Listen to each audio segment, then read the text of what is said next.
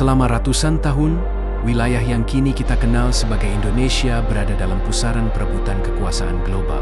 Kekayaan alam Nusantara, terutama rempah-rempah seperti cengkeh, pala, dan lada, menjadikannya salah satu kawasan paling berharga di dunia pada masanya. Namun kekayaan itu pula yang membawa konsekuensi besar. Kedatangan bangsa asing yang bukan hanya ingin berdagang, tetapi juga menguasai. Di antara semua kekuatan asing yang pernah hadir, ada satu entitas yang sangat unik dalam sejarah dunia.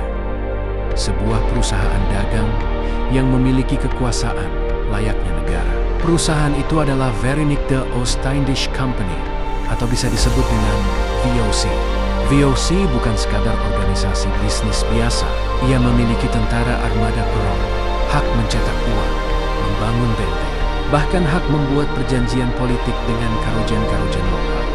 Dalam praktiknya, VOC menjadi kekuatan kolonial yang mengubah struktur ekonomi, politik, dan sosial Nusantara selama hampir 2 abad.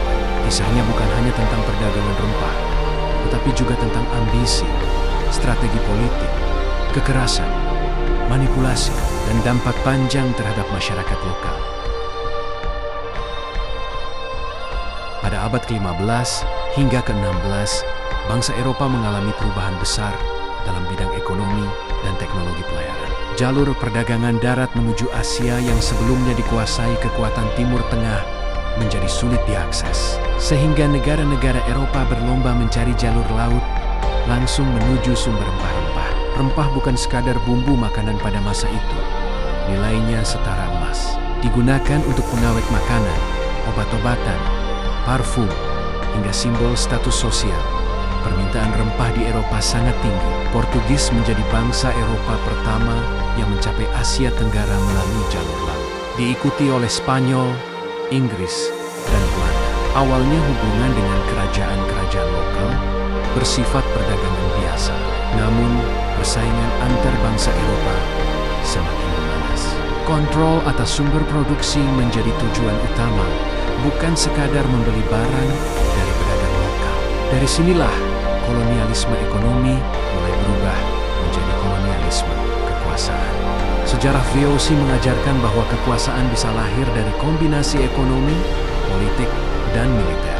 Ia juga menunjukkan bagaimana perusahaan bisa memiliki pengaruh sebesar negara ketika didukung kepentingan global. Namun yang paling penting, kisah ini mengingatkan bahwa sejarah bukan sekadar cerita masa lalu. Ia membentuk dunia hari ini. Identitas bangsa, batas wilayah, hingga sistem ekonomi modern memiliki akar yang panjang dalam perjalanan sejarah tersebut. Karena pada akhirnya, masa lalu tidak pernah benar-benar hilang. Ia hidup dalam jejak yang kita warisi hari ini.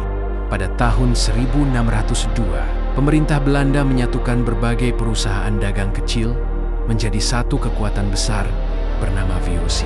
Tujuan utamanya adalah menghindari persaingan internal antar pedagang. Belanda sekaligus memperkuat posisi menghadapi Portugis dan Inggris. Namun, pemerintah Belanda memberikan hak istimewa yang luar biasa kepada VOC, dikenal sebagai hak oktrooi. Hak tersebut memungkinkan VOC untuk membentuk tentara sendiri, menyatakan perang dan damai, membuat perjanjian dengan penguasa lokal, membangun benteng dan kota, mengelola wilayah jajahan, mencetak mata uang.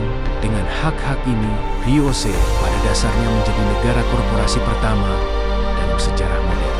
VOC memahami bahwa Nusantara terdiri dari banyak kerajaan dengan dinamika politik yang kompleks. Alih-alih menaklukkan semuanya secara militer, mereka menggunakan strategi yang lebih efektif. Politik adu domba. Konflik internal antar kerajaan dimanfaatkan untuk kepentingan VOC. Mereka membantu satu pihak menang perang, lalu sebagai imbalannya mendapatkan hak monopoli perdagangan atau wilayah kekuasaan. Pendekatan ini membuat VOC bisa memperluas pengaruh tanpa harus mengeluarkan biaya perang besar di semua wilayah. Perjanjian-perjanjian politik seringkali menguntungkan VOC dan merugikan pihak lokal dalam jangka panjang. VOC membutuhkan pusat administrasi yang kuat di Asia. Pada tahun 1619, mereka merebut kota Jayakarta dan menghancurkannya.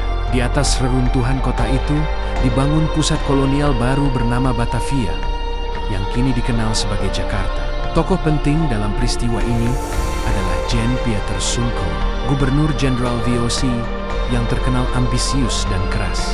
Batavia kemudian berkembang menjadi pusat perdagangan dan pemerintahan VOC di Asia, lengkap dengan benteng, kanal, gudang, dan pelabuhan internasional. Kota ini menjadi simbol kekuasaan VOC, sekaligus pintu masuk pengaruh kolonial di Nusantara. Salah satu tujuan utama VOC adalah monopoli perdagangan rempah. Mereka ingin memastikan hanya VOC yang bisa membeli dan menjual rempah dari Nusantara ke pasar dunia. Untuk menjaga harga tetap tinggi, VOC bahkan membatasi produksi di wilayah tertentu.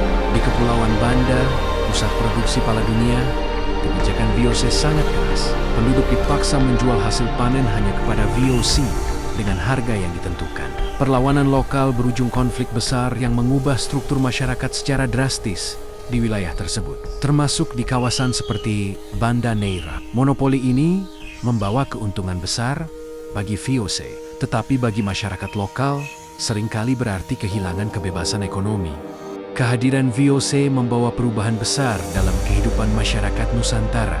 Sistem pajak baru diperkenalkan, jalur perdagangan tradisional berubah, dan struktur kekuasaan lokal mengalami transformasi. Sebagian elit lokal bekerja sama dengan VOC untuk mempertahankan kekuasaan mereka, sementara masyarakat biasa sering menghadapi tekanan ekonomi. Perubahan sosial juga terjadi di kota-kota pelabuhan, di mana interaksi budaya antara Eropa, Asia, dan lokal menciptakan masyarakat multietnis baru. Namun ketimpangan sosial tetap jelas. Kekuasaan ekonomi dan politik berada di tangan VOC. Meskipun VOC kuat, perlawanan terhadap mereka terus terjadi di berbagai wilayah. Kerajaan dan pemimpin lokal berusaha mempertahankan kedaulatan mereka melalui perang maupun diplomasi. Konflik ini menunjukkan bahwa kolonialisme bukan proses yang mudah atau tanpa perlawanan. Perjuangan lokal menjadi bagian penting dari sejarah Indonesia, membentuk identitas perlawanan terhadap kekuasaan asing. Pada abad ke-18, VOC mulai mengalami kemunduran. Korupsi internal merajalela, biaya perang semakin tinggi, dan administrasi wilayah menjadi sulit dikendalikan. Hutang perusahaan menumpuk hingga akhirnya VOC bangkrut. Pada tahun 1799, VOC resmi dibubarkan.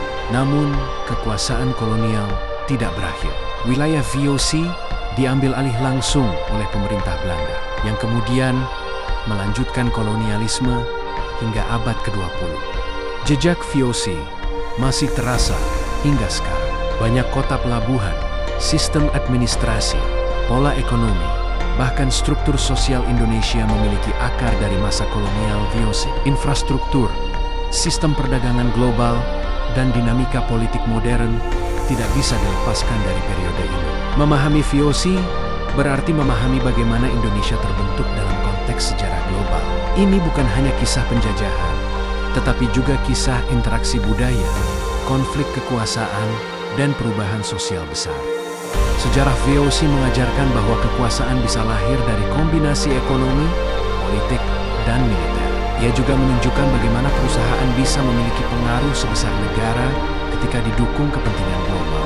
Namun yang paling penting, kisah ini mengingatkan bahwa sejarah bukan sekadar cerita masa lalu. Ia membentuk dunia hari ini, identitas bangsa, batas wilayah, hingga sistem ekonomi modern memiliki akar yang panjang dalam perjalanan sejarah tersebut. Karena pada akhirnya, masa lalu tidak pernah benar-benar hilang. Ia hidup dalam jejak yang kita warisi hari ini.